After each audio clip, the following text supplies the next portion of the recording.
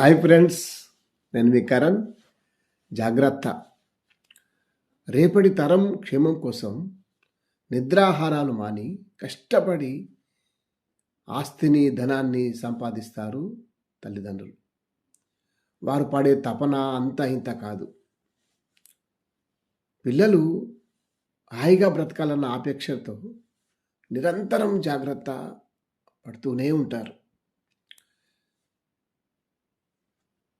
ఈ రోజుల్లో ప్రాపంచిక అవసరాలు చాలా ఉన్నాయి.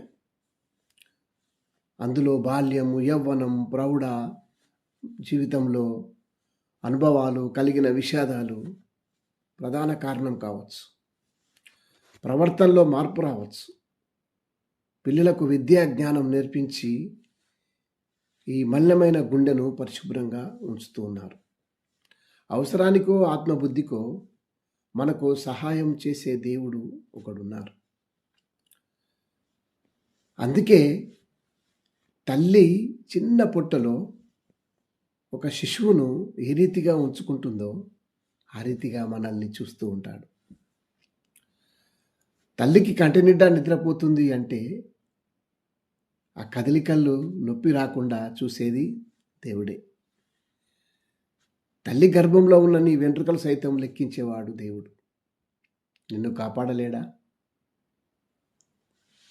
ఆ దైవం మనల్ని జాగ్రత్తగా చూసుకుంటేనే మనం ఈ లోకంలో బ్రతుకుతున్నాం. ఈ జన్మ చక్రంలో తిరిగి మళ్ళీ లీనమయ్యేది ఆ భగవంతుని దగ్గరికి. మనిషిగా మెలుగుతూ ధన్య మార్గం, ధర్మ మార్గంలో నడుస్తూ తిరిగి అక్కడికి వెళ్ళాల్సిందే. జాగ్రత్త అవసరం. Thank you.